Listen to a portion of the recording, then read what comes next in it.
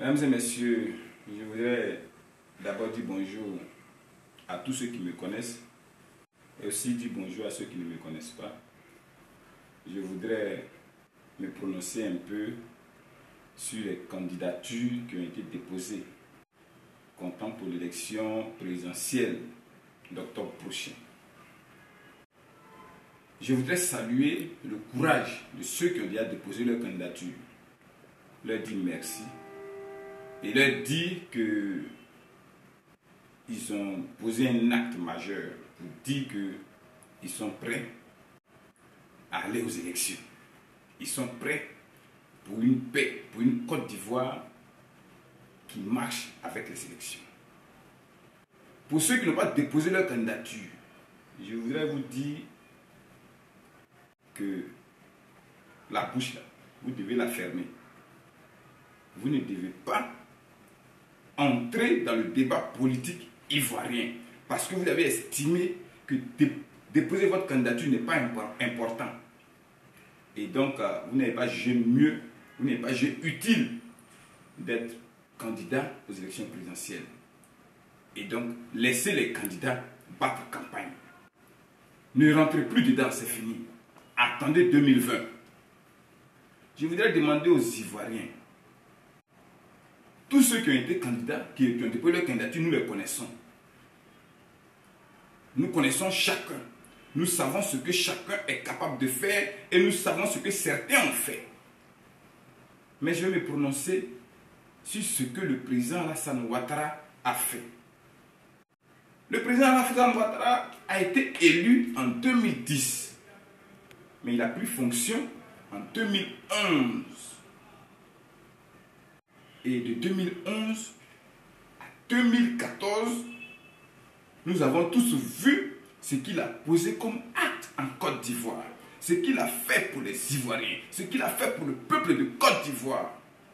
Pour cela, camarades ivoiriens, pour cela, chers parents, je voudrais vous parler un peu et vous dire que oui, Alassane Ouattara n'a pas trahi sa parole.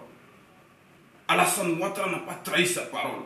Il a dit aux Ivoiriens, donnez-moi 5 ans et je vais faire descendre sur la Côte d'Ivoire une pluie de milliards. Et oui, cette pluie de milliards, tout le peuple ivoirien est au devant des faits accomplis. On ne fait pas un pont avec 1 million. On ne fait pas un pont avec des centaines de mille. C'est une affaire de milliards. Des investisseurs viennent en Côte d'Ivoire. Le pays est rempli d'investisseurs. Alassane Ouattara a donné à la Côte d'Ivoire le 3e pont. Il a donné à la Côte d'Ivoire le pont de Jacquesville, le pont de Boisflé, le pont de Béoumi, pour n'en citer que ceux-là. Et vous dire, mesdames et messieurs, mes chers parents, que Alassane Ouattara nous demande 5 années pour achever le travail qu'il a commencé. Oui, je ne vous demande pas de dire que vous êtes RDR, mais je vous mets au devant des faits accomplis. Notre pays a connu des chefs d'État qui ont pris soin, au lieu de travailler pour la population, mais de transformer des cités universitaires en camps militaires. Et nous ne voulons plus ça. Nous voulons pour notre pays un chef d'État qui travaille. Oui, le président Alassane Ouattara travaille pour le progrès de tous, pour le développement de la Côte d'Ivoire. Il nous dit qu'il veut rendre le pays émergent à l'horizon 2020. Qu'est-ce que nous devons faire pour celui-là qui est venu, qui s'est mis au travail et qui continue de travailler jour et nuit, il est au travail?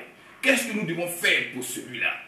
Oui, chers parents, je vous demande au matin du 31, du 25 octobre 2015, tous, comme une seule personne, sortez massivement pour voter. Et voter, sachez faire le bon choix. Et le bon choix s'appelle Alassane Ouattara. Voici l'homme qui a mis autour de lui des hommes forts, à l'image de mon papa, le ministre d'État, ministre de l'Intérieur et de la Sécurité, Ahmed Bakayoko. L'ange, je l'ai toujours appelé ainsi, l'ange de la sécurité de la Côte d'Ivoire, l'ange gardien de la Côte d'Ivoire, le ministre Ahmed Bakayoko. Je voudrais vous saluer. Vous savez que depuis l'arrivée de l'équipe gouvernementale Alassane Ouattara, la paix est totalement revenue en Côte d'Ivoire. La paix pilotée par le ministre d'État, ministre de l'Intérieur. Vous savez, on ne met pas n'importe qui au devant de n'importe quoi. On ne prend pas n'importe qui pour mettre au devant des choses qui sont aussi importantes dans notre pays. Le président Alassane Ouattara, il a vu plusieurs personnalités. Mais il a dit non, mon fils Ahmed Bakayoko, c'est toi je veux pour la sécurité de la Côte d'Ivoire. Et il l'a mis comme ministre d'État, ministre de la Sécurité, ministre de l'Intérieur et de la Sécurité. Et depuis qu'il est à la tête de ce département, la sécurité est totalement revenue dans notre cher pays. C'est pourquoi il faut le saluer. Il faut saluer le militaire qui veille.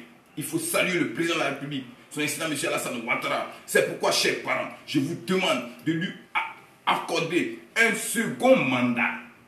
C'est tout ce qu'on vous demande. Un second mandat. Chers parents de Daloa, d'Issia, de Saïwa, de Soubré, de Kagnoua, de Guibérois, c'est à vous que je m'adresse. Mais aussi, je m'adresse à tout le peuple de Côte d'Ivoire. Toute la population ivoirienne. Alassane Ouattara, c'est la fête de la Côte d'Ivoire. Alassane Ouattara, c'est le fils unique de la Côte d'Ivoire. Le fils dont on a besoin. S'il n'avait pas existé, chers parents, il aurait fallu l'inventer. L'inventer. Je vais m'arrêter là et vous dire, on se donne un rendez-vous le 25 octobre 2015 dans les urnes. Le président de la République de Côte d'Ivoire, c'est lui, Alassane Ouattara. Et c'est lui que nous devons choisir pour la destinée de ce pays. Tous aux élections. Je m'arrête là. Je vous donne rendez-vous le 25. Mais je viendrai de temps en temps vous parler. Que Dieu vous bénisse. Vive la Côte d'Ivoire et vive la paix dans ce pays. Je vous remercie. Voilà. C'est quoi?